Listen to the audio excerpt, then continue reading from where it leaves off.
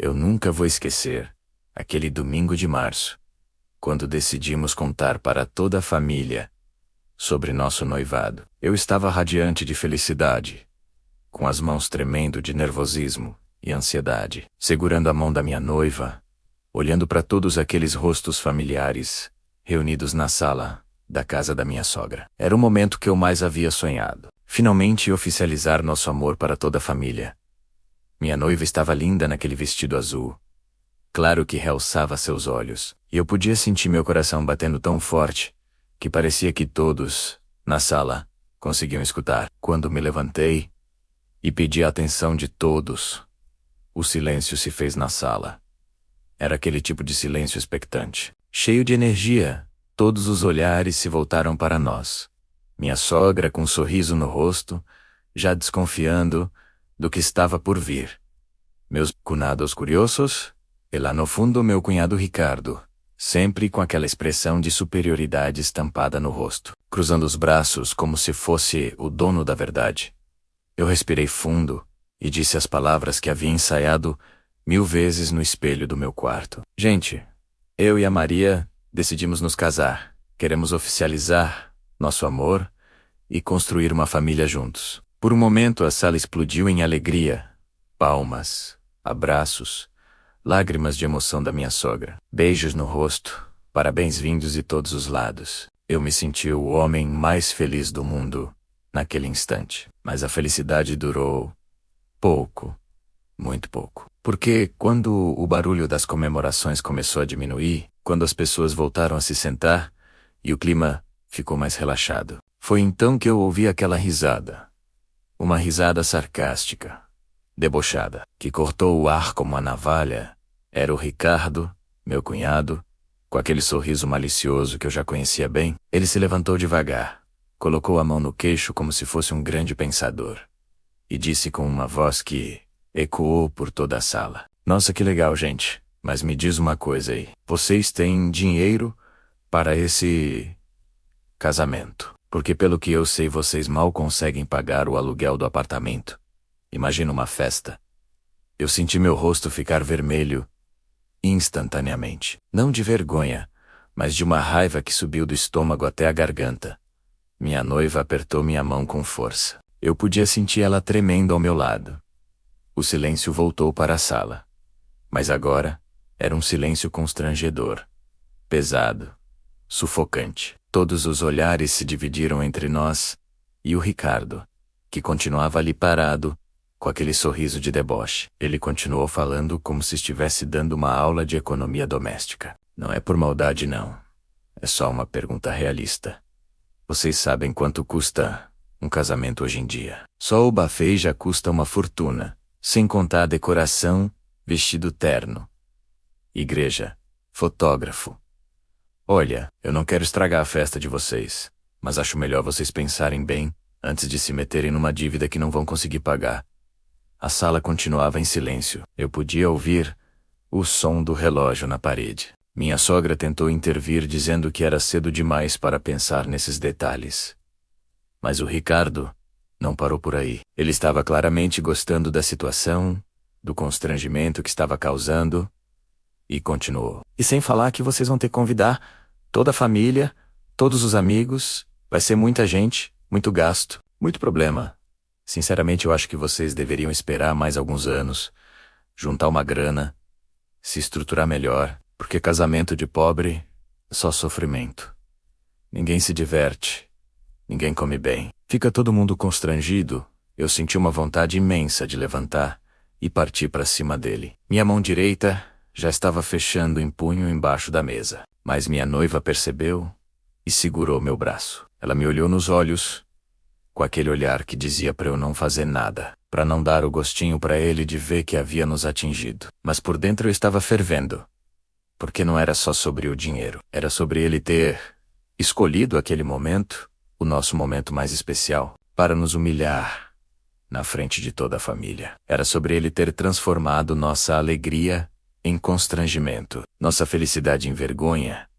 E o pior de tudo é que algumas pessoas na sala começaram a concordar com ele. Vi alguns acenos de cabeça, alguns murmúrios de aprovação. como se ele fosse o sensato da família, e nós fôssemos os irresponsáveis, os sonhadores que não tinham noção da realidade. Minha noiva tentou responder alguma coisa, mas a voz saiu, trêmula, quase inaudível. Ela disse que a gente se viraria, que o importante era o amor, que dinheiro a gente corria atrás. Mas o Ricardo deu uma risada ainda mais alta e disse: o amor, que lindo. Mas amor não paga conta, não paga buffet, não paga banda.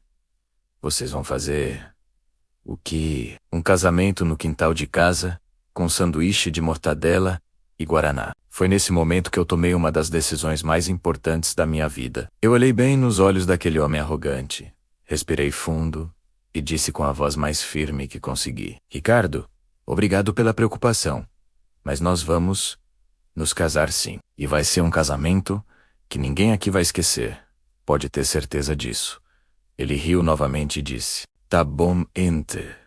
O mal posso esperar para ver como vocês vão fazer esse milagre acontecer. E foi nesse exato momento, ouvindo aquela risada debochada ecoando na minha cabeça, vendo o constrangimento no rosto da minha noiva, sentindo os olhares de pena e dúvida da família, que eu prometi para mim mesmo que íamos provar para todo mundo, especialmente para ele, que estavam completamente errados sobre nós. O que aconteceu naquela noite, depois que chegamos em casa, foi algo que eu nunca havia experimentado antes na vida. Uma mistura de raiva, humilhação e determinação que tomou conta do meu peito de uma forma tão intensa que eu mal conseguia respirar direito. Minha noiva chorou no carro inteiro durante o trajeto de volta, lágrimas silenciosas escorrendo pelo rosto dela, enquanto eu dirigia com as mãos, tremendo de nervosismo no volante. O silêncio entre nós era ensurdecedor, pesado, cheio de palavras não ditas e sentimentos feridos. Quando finalmente chegamos no nosso pequeno apartamento de 2 quartos, ela foi direto para o quarto e se jogou na cama, cobrindo o rosto com as mãos, e eu fiquei ali parado na porta, observando a mulher que eu amo mais que tudo nesse mundo sendo destruída pelas palavras cruéis do meu cunhado. Foi então que ela levantou o rosto e me olhou com aqueles olhos vermelhos de tanto chorar, e disse com uma voz quebrada, que ainda ecoa na minha memória: ele está certo, amor. A gente não tem dinheiro para um casamento decente. Vai ser uma vergonha. Todo mundo vai ficar com pena da gente. Talvez seja melhor a gente esperar mesmo. Juntar mais dinheiro. Eu senti meu coração se partir em 1000 pedaços naquele momento. Porque não era só a dor dela. Era a minha própria dor se multiplicando. Era a sensação de impotência, de fracasso, de não conseguir dar para a mulher da minha vida o casamento dos sonhos que ela merecia. Me sentei na beira da cama e segurei as mãos dela, olhando bem fundo nos seus olhos. E foi aí que algo clicou dentro de mim. Uma chama se acendeu no meu peito, uma determinação que eu nunca havia sentido antes. Eu disse para ela, com uma convicção que surpreendeu até a mim mesmo: Maria, escuta o que eu vou te falar. Nós vamos ter o casamento mais lindo que essa família já viu. Não por causa do dinheiro, mas por causa do amor, da criatividade, da nossa força de vontade. Eu vou provar para todo mundo, especialmente para aquele arrogante, do Ricardo, que ele estava errado sobre nós. Ela me olhou com uma mistura de esperança e ceticismo, como se quisesse acreditar, mas tivesse medo de se decepcionar novamente. E eu continuei falando, movido por uma energia que parecia vir de algum lugar profundo da minha alma. Eu tenho uma ideia, um plano, mas você vai ter que confiar em mim, vai ter que me dar essa chance de mostrar do que nós somos capazes quando trabalhamos juntos. Naquela noite nós ficamos conversando até de madrugada, planejando, sonhando, traçando estratégias. E eu percebi que a humilhação que havíamos passado, por mais dolorosa que tivesse sido, havia despertado algo poderoso em nós. Uma vontade de superar, de surpreender, de transformar nossa limitação financeira em uma oportunidade de mostrar nossa criatividade e nosso amor verdadeiro. Durante os dias que se seguiram, eu não conseguia parar de pensar no rosto do Ricardo, naquele sorriso debochado, naquela risada sarcástica. E cada vez que essa lembrança vinha à minha mente, ao invés de me deixar triste ou revoltado, ela me dava mais força, mais motivação, porque eu sabia que ele estava subestimando nossa capacidade, nossa determinação, nosso amor. Comecei a pesquisar obsessivamente sobre casamentos alternativos, casamentos econômicos, festas criativas. Vi centenas de vídeos no YouTube. Li dezenas de artigos. Conversei com amigos que já haviam se casado. E lentamente uma ideia começou a tomar forma na minha cabeça. Uma ideia tão audaciosa, tão fora do comum, que eu mesmo duvidei se seria possível executar. Mas quanto mais eu pensava sobre ela, mais eu me convencia de que era exatamente isso que precisávamos fazer.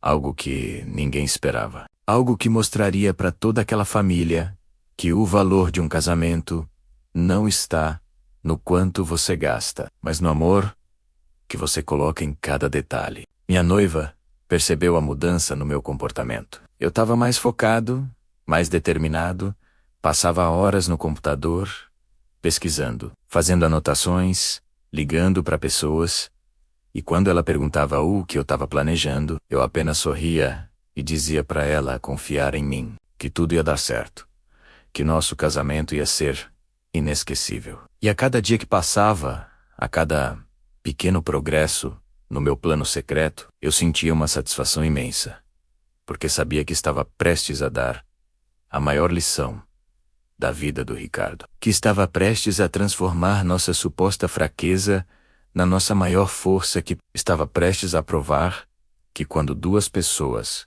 se amam de verdade e trabalham juntas com um objetivo comum, não existe obstáculo que não possa ser superado, não existe limitação que não possa ser transformada em oportunidade. E o mais incrível é que durante todo esse processo, nossa relação ficou ainda mais forte, mais sólida, porque nós entendemos que éramos uma equipe, que estávamos lutando juntos contra os preconceitos, contra as limitações, contra aqueles que duvidavam de nós. E essa união, essa cumplicidade, se tornou a base sobre a qual construímos não apenas nosso casamento, mas nosso futuro como casal. A primeira coisa que eu fiz no dia seguinte foi sentar na mesa da cozinha com uma caneta, um papel e uma calculadora velha que eu tinha desde a faculdade. E comecei a anotar cada centavo que nós tínhamos disponível. Foi um momento de verdade brutal, porque quando você coloca os números no papel, a realidade fica ainda mais crua, mais evidente. Tínhamos exatamente R$ 1.200 na poupança, mais R$ 400 que eu conseguiria juntar do meu salário dos próximos 2 meses, e mais R$ 300 que minha noiva tinha guardado das aulas particulares que ela dava para crianças do bairro. No total, R$ 1.900 para um casamento completo. Um valor que o Ricardo provavelmente gastava numa única noite de restaurante com a esposa. Mas eu não deixei isso me desanimar. Pelo contrário, aqueles números se tornaram meu desafio, minha motivação, minha missão impossível que eu estava determinado a transformar em realidade. Comecei a pesquisar preços de tudo, absolutamente tudo que envolve um casamento. Buffet custava no mínimo R$ 5.000, decoração outros 3.000, fotógrafo 2.000, música 1.500, vestido de noiva 800, terno 400 convites 200, e a lista continuava infinitamente. Cada item que eu pesquisava era como uma punhalada no peito, porque o valor total chegava a quase R$ 20.000, 10 vezes mais do que nós tínhamos. Mas ao invés de desistir, eu comecei a pensar diferente, a questionar cada item, a procurar alternativas, a transformar cada limitação em uma oportunidade de inovação. Foi quando eu tive a primeira grande ideia: por que não fazer o próprio buffet? Eu sempre gostei de cozinhar. Minha mãe me ensinou desde pequeno, e eu sabia que conseguiria preparar uma comida gostosa caseira com aquele tempero especial que só o amor da família sabe dar. Comecei a calcular os custos dos ingredientes, comprar no atacado, preparar pratos que fossem saborosos, mas economicamente viáveis. Descobri que conseguiria alimentar 50 pessoas com menos de R$ 400, uma economia de mais de R$ 4.000, que poderia usar em outras coisas. Mas isso significava que eu teria que acordar às 4 da manhã, no dia do casamento, para começar a preparar tudo. Significava que eu não poderia curtir a festa como um noivo normal. Significava trabalho, muito trabalho. Mas eu não me importava, porque cada real economizado era uma vitória contra o preconceito, contra a arrogância do Ricardo, contra todos aqueles que duvidavam de nós. Para a decoração, eu tive uma ideia ainda mais criativa. Lembrei que minha tia tinha um sítio cheio de flores naturais, rosas, margaridas, girassóis. E eu pensei, por que não usar a própria natureza como decoração? Flores colhidas na hora, arranjos feitos por nós mesmos, com aquele frescor e beleza que nenhum florista caro consegue reproduzir. Conversei com minha tia e ela ficou emocionada com a ideia. Disse que poderia colher quantas flores eu quisesse, de graça, só pela alegria de contribuir com nosso casamento. Mais uma economia de quase R$ 2.000 e o melhor de tudo, um resultado que seria muito mais autêntico, mais pessoal, mais nosso do que qualquer coisa que poderíamos comprar pronta para o vestido de noiva. Minha sogra teve uma ideia genial. Ela tinha guardado o próprio vestido de casamento há quase 30 anos. Um vestido lindo clássico que apenas precisava de alguns ajustes. Levamos numa costureira do bairro que cobrou apenas R$ 80 para deixar perfeito no corpo da minha noiva. Quando ela experimentou o vestido reformado, eu quase chorei de emoção. Ela estava absolutamente linda, radiante, parecendo uma princesa, e o mais incrível é que aquele vestido tinha uma história, uma memória, um significado muito maior do que qualquer vestido novo que poderíamos comprar. Para a música eu descobri um amigo da faculdade que tocava violão e cantava muito bem. Ele aceitou tocar no nosso casamento em troca de uma refeição e da alegria de participar do nosso momento especial. Nada de banda cara, nada de equipamento de som sofisticado, apenas música ao vivo, intimista, emocional, exatamente do jeito que nós sempre sonhamos pro local da festa. Eu tive que usar toda a minha criatividade e humildade. Conversei com o síndico do prédio onde eu trabalhava. Como porteiro nos fins de semana, ele me deixou usar o salão de festas, de graça, em troca de eu fazer a limpeza total. No dia seguinte, era um salão simples, mas limpo, espaçoso, com vista para um jardim lindo. Perfeito para nossa celebração. Cada detalhe que eu resolvia, cada real que eu economizava, cada alternativa criativa que eu encontrava, me dava mais certeza de que estávamos no caminho certo, de que nosso casamento seria especial, não pelo dinheiro gasto, mas pelo amor investido, pela dedicação, pela originalidade, pela autenticidade. Minha noiva estava acompanhando todo esse processo com admiração e emoção. Ela via a minha determinação, minha criatividade, minha recusa em desistir. E isso fortalecia ainda mais nosso relacionamento. Nos aproximava, nos unia em torno de um objetivo comum: transformar nossa limitação financeira na nossa maior força. Provar que o amor verdadeiro encontra sempre um caminho, sempre uma solução, sempre uma forma de se manifestar de maneira bela e especial, independente das circunstâncias econômicas. Durante as 3 semanas que antecederam o casamento, nossa casa se transformou numa verdadeira central de operações secretas. Eu acordava todos os dias, às 5 da manhã, para trabalhar nos preparativos antes de ir para o emprego. E quando chegava a noite, continuava até altas horas, sempre com cuidado, para não deixar nenhum parente ou amigo desconfiar do que realmente estava sendo preparado, porque a surpresa que eu tinha em mente dependia totalmente do elemento surpresa da incredulidade, do choque que causaria em todos os presentes, especialmente no Ricardo, que continuava fazendo piadinhas sempre que nos encontrava na família, perguntando se já tínhamos escolhido o cardápio de sanduíche de mortadela e se a banda seria um rádio de pilha, o que me dava ainda mais motivação para continuar trabalhando no meu plano. A primeira coisa misteriosa que comecei a fazer foi uma série de ligações telefônicas que intrigaram muito minha noiva. Eu falava baixo, anotava endereços, marcava encontros em lugares que ela não conhecia. E quando ela perguntava com quem eu estava falando, eu apenas sorria e dizia que era surpresa, que ela ia descobrir no dia do casamento. Na verdade, eu estava entrando em contato com fornecedores, conhecidos, pessoas que poderiam me ajudar a executar a parte mais audaciosa do meu plano. Algo que nem eu mesmo tinha certeza se conseguiria realizar, mas que sabia que se desse certo, seria inesquecível.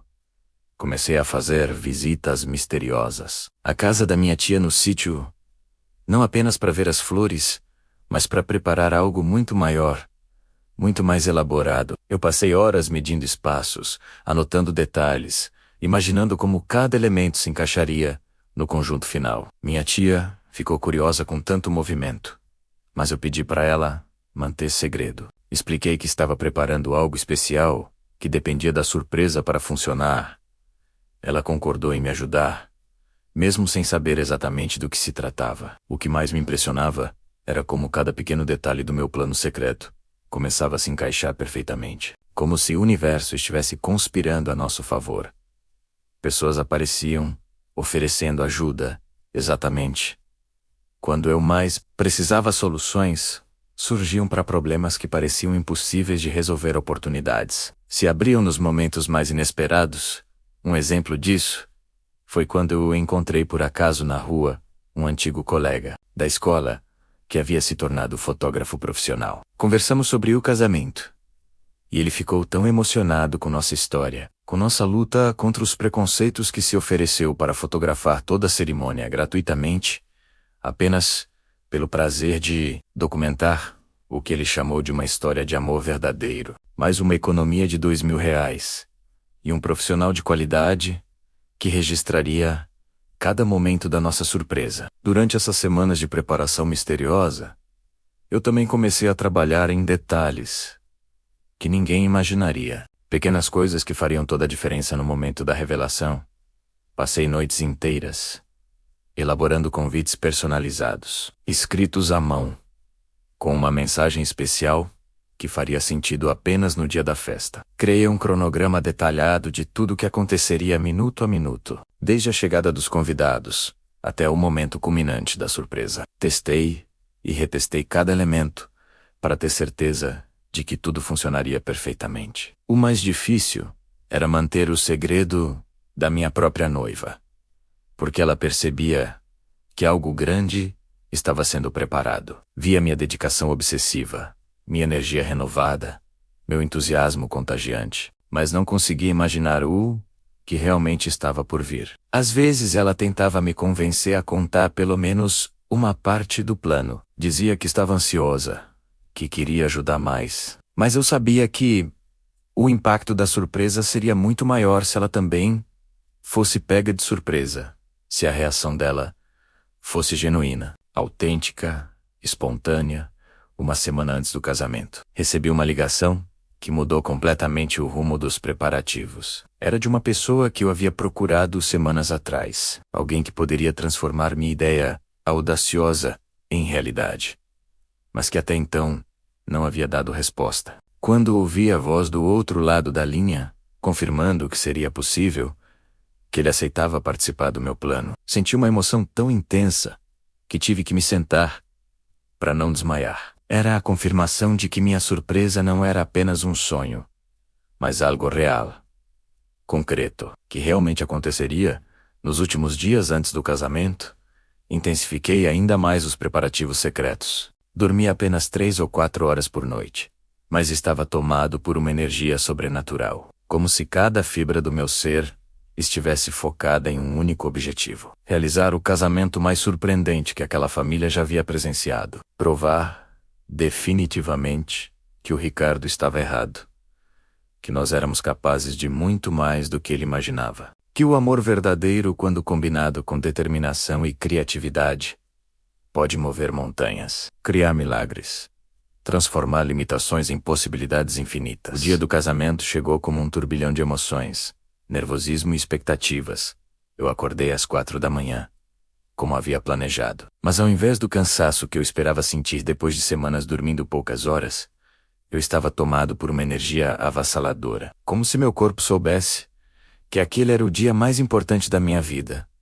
O dia em que eu provaria para todo mundo, especialmente para o Ricardo, que eles estavam completamente enganados sobre nós. Comecei a preparar a comida no silêncio da madrugada, cada prato sendo feito com um amor e uma dedicação que eu nunca havia experimentado antes. Era como se eu estivesse cozinhando não apenas para alimentar as pessoas, mas para nutrir suas almas, para mostrar que a verdadeira riqueza está nos gestos simples, nos sabores caseiros, no carinho que se coloca em cada ingrediente. Às 6 da manhã minha noiva acordou e me encontrou na cozinha cercado de panelas, pratos, temperos, aromas incríveis, tomando conta de toda a casa. Ela me olhou com aqueles olhos ainda inchados de sono, mas brilhando de emoção, e disse que estava orgulhosa de mim, que sabia que nosso casamento seria especial. Mesmo sem imaginar o que realmente estava por vir, às 9 da manhã, os primeiros convidados começaram a chegar no salão. Eu podia sentir meu coração acelerando a cada pessoa que entrava, porque sabia que a cada minuto que passava, estávamos mais próximos do momento da grande revelação. Minha sogra chegou radiante, emocionada, ajudando com os últimos detalhes da decoração. As flores do sítio da minha tia estavam perfeitas, frescas, coloridas, enchendo todo o ambiente com uma beleza natural que nenhuma decoração cara poderia superar. Os convidados iam chegando e comentando sobre como o local estava bonito, como as flores eram lindas, como a comida cheirava bem. Eu podia ver nos rostos das pessoas uma surpresa positiva, como se elas estivessem descobrindo que um casamento simples poderia ser tão elegante, tão especial, tão cheio de personalidade. Mas o momento que eu mais esperava, e temia ao mesmo tempo, chegou quando eu vi o Ricardo entrando no salão. Ele veio acompanhado da esposa, os dois vestidos de forma exagerada, como se fossem para uma gala de milionários. Ele olhou ao redor, com aquela expressão de superioridade que eu conhecia tão bem, analisando cada detalhe, procurando defeitos, esperando encontrar motivos para críticas. Vi quando ele cochichou algo no ouvido da esposa, e os dois riram discretamente, provavelmente fazendo algum comentário maldoso sobre nossa festa. Mas ao invés de me incomodar, aquela atitude me deu ainda mais certeza de que a surpresa que eu havia preparado seria devastadora. Seria a lição que ele jamais esqueceria. Os minutos foram passando, e eu percebia que os convidados estavam genuinamente se divertindo. A música do meu amigo estava criando um ambiente íntimo e emocionante. As pessoas estavam conversando, rindo, se conhecendo melhor. Crianças corriam pelo salão, enchendo tudo de vida e alegria. Era exatamente o tipo de casamento que nós sempre sonhamos. Caloroso, acolhedor, cheio de amor verdadeiro. Mas eu sabia que o melhor ainda estava por vir, que a verdadeira surpresa só seria revelada no momento certo, quando todos estivessem relaxados, desarmados, completamente despreparados para o que iriam presenciar, por volta das 2 da tarde. Quando a festa já estava no seu auge, quando todos haviam comido, bebido, conversado, quando o clima estava perfeito, eu me levantei e pedi a atenção de todos. O salão ficou em silêncio. Todas as conversas pararam. Todos os olhares se voltaram para mim, incluindo o do Ricardo, que tinha uma expressão de curiosidade misturada com aquele sorriso irônico de sempre, como se estivesse pensando: vamos ver que discursinho piegas o coitado vai fazer. Agora eu respirei fundo. Olhei para minha esposa, linda naquele vestido que contava uma história de amor de gerações. Olhei para todos aqueles rostos queridos da nossa família e comecei a falar: gente, eu quero agradecer a presença de todos vocês aqui hoje. Este dia é muito especial para nós, não só porque estamos oficializando o nosso amor, mas porque vocês, nossa família, estão aqui conosco, compartilhando este momento. Foi então que eu fiz uma pausa dramática, olhei diretamente para o Ricardo e continuei. Algumas pessoas duvidaram que nós conseguiríamos fazer uma festa bonita. Algumas pessoas acharam que a falta de dinheiro tornaria nosso casamento inferior, menos especial, menos digno. Mas eu gostaria de mostrar para todos vocês que quando se tem amor verdadeiro, determinação e criatividade, não existe limite para o que se pode realizar. E foi nesse momento exato, com todos os convidados prestando atenção total, com o Ricardo franzindo a testa, sem entender aonde eu queria chegar, que eu fiz o sinal combinado para a pessoa que estava esperando do lado de fora do salão. Foi então que aconteceu algo que ninguém, absolutamente ninguém naquele salão estava esperando. As portas se abriram e entrou um homem elegante, bem vestido, carregando um violino. Mas não era qualquer violinista.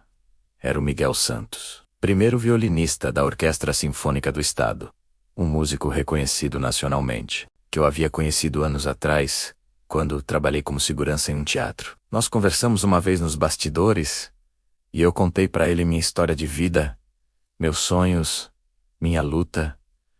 E ele ficou impressionado com minha determinação, disse que admirava pessoas como eu, que não desistiam dos seus objetivos, apesar das dificuldades. Quando eu liguei para ele 3 semanas atrás, expliquei toda a situação, a humilhação que havíamos passado, o desafio que eu havia me imposto, e para minha surpresa, ele aceitou tocar no meu casamento gratuitamente. Disse que seria uma honra participar de uma história de amor verdadeiro, que queria contribuir para que nossa festa fosse inesquecível. Quando ele entrou no salão, o silêncio foi absoluto.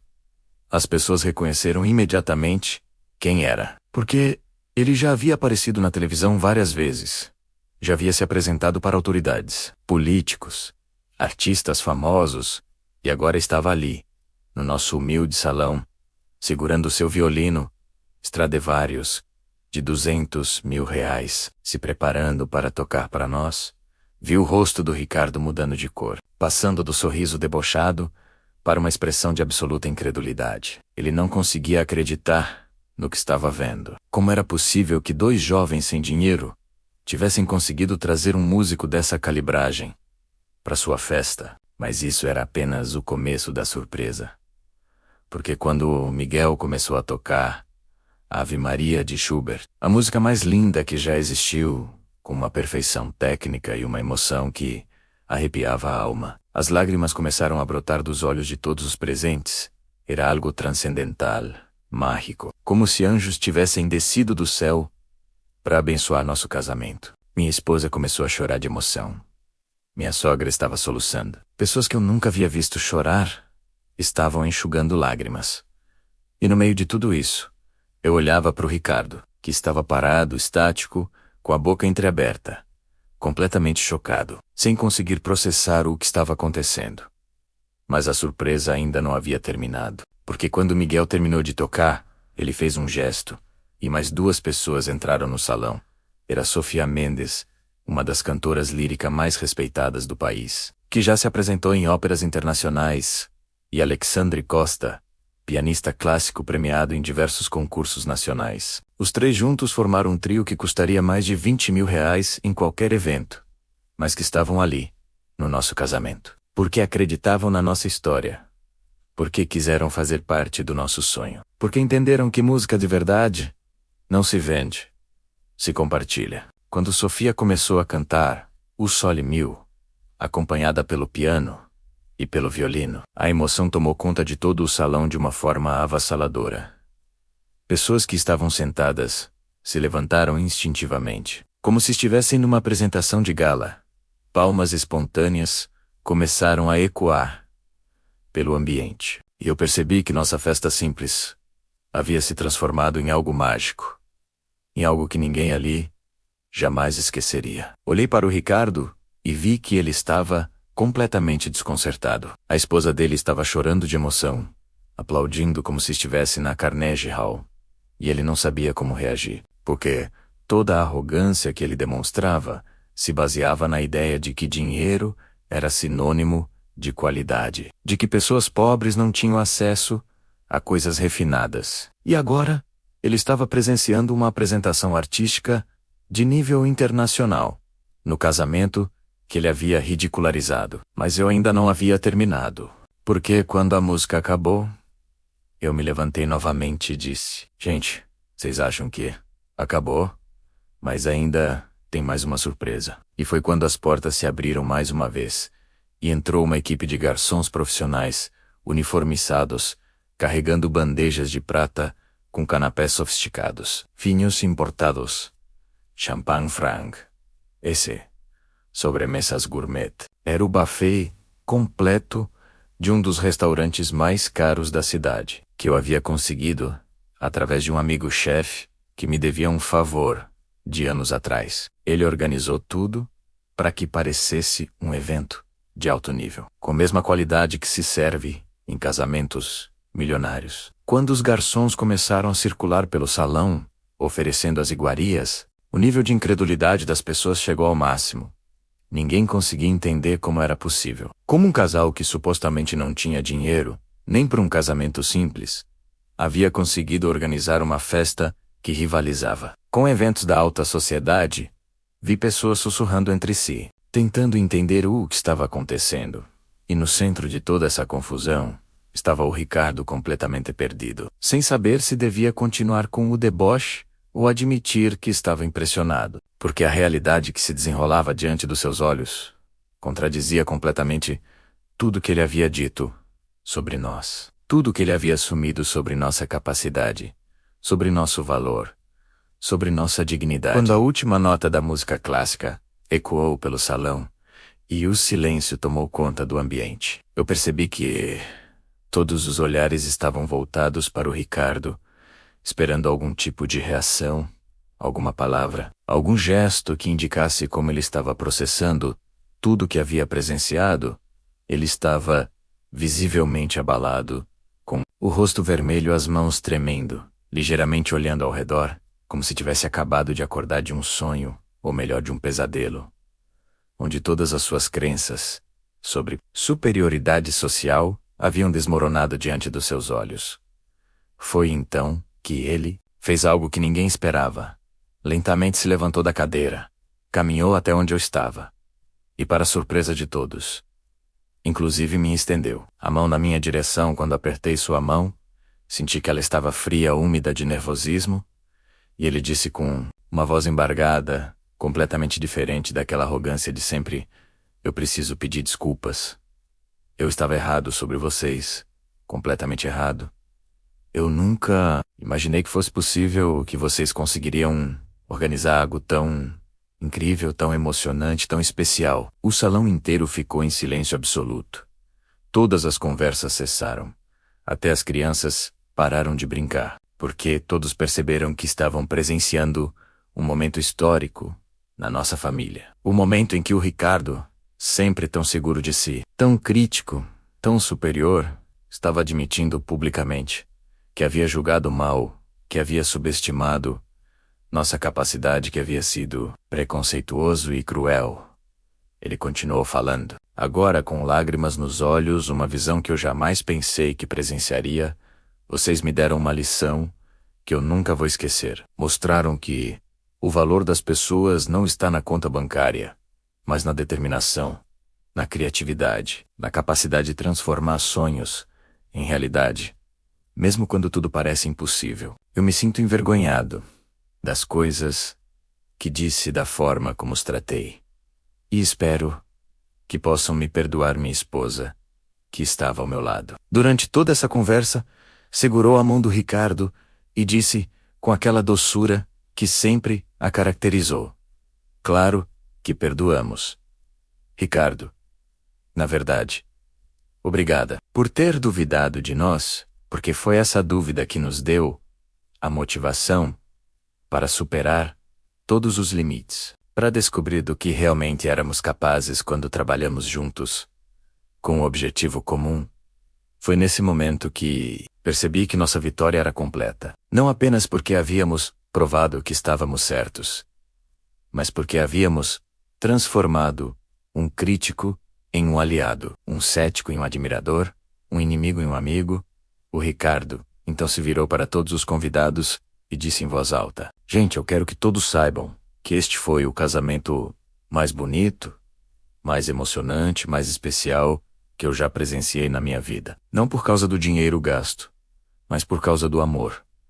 da dedicação, da criatividade que foram colocados em cada detalhe. Esses dois jovens me ensinaram que a verdadeira riqueza não está no que se possui, mas no que se é capaz de criar, de conquistar, de realizar. Palmas espontâneas começaram a ecoar pelo salão, não apenas para nós, mas para a lição que todos haviam aprendido naquele dia. A lição de que nunca se deve julgar as pessoas pela aparência, pelas condições financeiras, pelos preconceitos sociais, porque cada ser humano carrega dentro de si um potencial infinito, uma capacidade de surpreender, de superar, de transcender qualquer limitação que lhe seja imposta.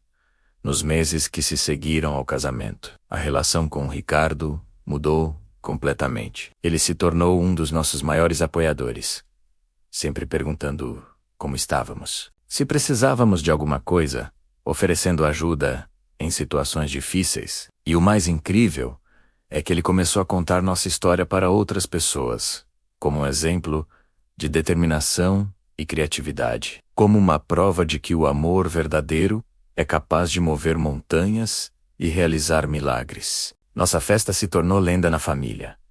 As pessoas ainda comentam sobre aquele dia, sobre como foi emocionante, sobre como foi surpreendente, sobre como foi especial. E sempre que alguém conta a história, a lição principal que emerge é que nunca devemos subestimar. As pessoas nunca devemos julgar pela aparência. Nunca devemos acreditar que limitações financeiras são limitações de caráter, de capacidade de valor humano. Hoje, anos depois, quando olho para trás e relembro aquele domingo de março, quando anunciamos o noivado e fomos humilhados, sinto apenas gratidão, porque foi aquela humilhação que despertou em nós uma força que nem sabíamos que possuíamos. Foi aquela dúvida que nos motivou a provar nosso valor. Foi aquele desafio que nos transformou em pessoas melhores, mais criativas, mais determinadas, mais unidas. E se hoje somos um casal mais forte, mais feliz, mais realizado, devemos isso em parte àquele momento difícil que vivemos, àquela lição que aprendemos, àquela vitória que conquistamos não apenas sobre os preconceitos dos outros, mas sobre nossas próprias limitações, sobre nossos próprios medos, sobre nossas próprias dúvidas, sobre o que éramos capazes de realizar, quando o amor verdadeiro é o combustível que move nossos sonhos.